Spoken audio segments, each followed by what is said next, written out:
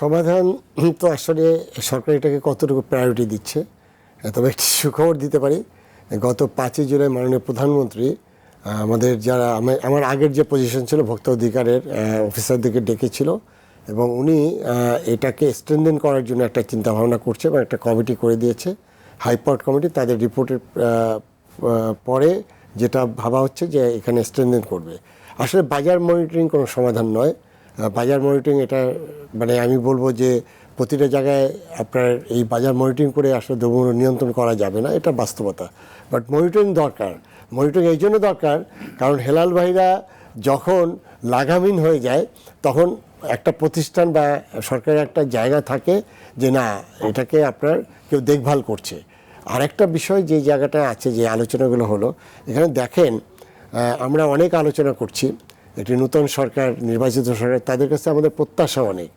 আর 6 মাসের এই সরকারকে আমরা বলবো না যে এখনই তাদের আমরা মূল্যায়ন করবো না বা তাকে আমরা আতশ কাচের নিচে নেব না, কিন্তু এইটুকু তো আমাদের প্রত্যাশা ছিল আমাদের গভর্নেন্স ইস্যুতে, অর্থাৎ এই যে দুর্নীতি এবং এই যে লুটপাট যেটা হচ্ছে সেটা কি আমরা কতটুকু থামাতে পেরেছি। এই যে চাঁদাবাজি এবং এই যে পরিবহন সেক্টরে যে চাঁদাবাজি হচ্ছে, এইটার এফেক্টটা যে পুরোপুরি আমার দ্রব্যমূল্যের উপরে পড়ছে, বিশেষ করে আমাদের দেশে উৎপাদিত পণ্য, সেটা পরিবহনের চাঁদাবাজির কারণে 30% দাম বেড়ে যাচ্ছে। সেই জায়গাটা তো খুব কঠিন কাজ ছিল না। তো এই জায়গাটায় তো আমরা আসলে কোনো কিছু দেখি না, বরঞ্চ আমরা যেগুলো আপনাদের নিউজে দেখি বা আমরাও যে খবর পাচ্ছি সেখানে এটি অনেকটাই লাগামহীন অবস্থায় আছে। তা আমার তো মনে হয় যে সরকার ইন্টারন্যাশনাল যে ক্রাইসিসগুলো আছে, ইরান যুদ্ধ আমরা থামাতে পারবো না, তেলের দাম আমরা নিয়ন্ত্রণ করতে পারবো না, বাট আমাদের নিজেরা যেটা করতে পারবো সেই জায়গাটায় কিন্তু আমরা ফোকাস দেখছি না। এখন যে জিনিসটা হলো যে আপনি এনবিআরকে একটা বাজেট দিয়েছেন, এনবিআর কী করবে? এই সরকারের যে আপনার এই যে বাজেট আছে সেটা বাস্তবায়ন করতে গেলে আপনার রেভিনিউ কালেক্ট করতে হবে।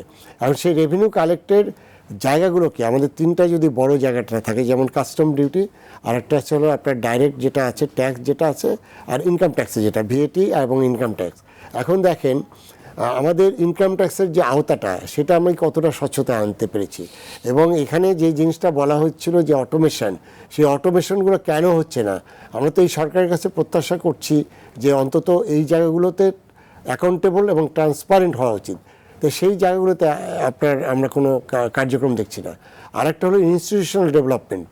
আমি অন্তত এই সময়ে মানে এই 6 মাসে আমি কোনো মূল্যায়ন করবো না, বাট আমরা কিন্তু ইনস্টিটিউশন ডেভেলপমেন্টের জন্য আমাদের ইনস্টিটিউটগুলো কিন্তু অলমোস্ট ধ্বংসপ্রাপ্ত হয়ে গেছে। সেই ডেভেলপমেন্টের জন্য সরকারের কোনো পদক্ষেপ বা কোনো কার্যক্রম আমরা কিন্তু চোখে পড়ছে না। এখন যে জিনিসটা হলো যে সরকারি নির্বাচনী ইস্তাহার আছে, সেই ইস্তাহার অনুযায়ী মানুষ তাকে ম্যান্ডেট দিয়েছে।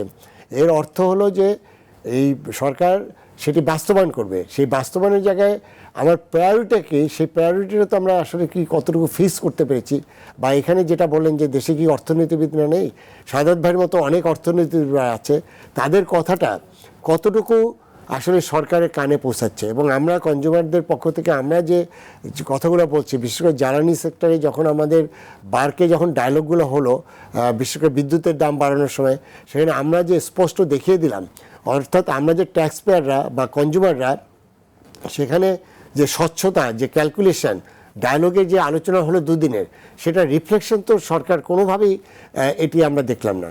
তো সেই জায়গাটায় যে হতাশার কথা, হেলাল ভাই বোধহয় একটু হতাশই হয়ে যাচ্ছেন। তো সেই হতাশাটা আসলে দীর্ঘায়িত হওয়াটা এটার জন্য সরকারের জন্য বিব্রতকর, এবং এটা আমরা কেউই প্রত্যাশা করছি না। আসলে দেশটা এখন আমি বলবো যে বিভিন্নভাবেই কিন্তু আমাদের, যেমন এবারে যেভাবে অতি বর্ষণ হয়েছে, আমাদের ফসল কিন্তু নষ্ট হয়েছে, এবং এরকম বিভিন্নভাবেই কিন্তু আমরা আষ্টে পৃষ্ঠে বেঁধে যাচ্ছি।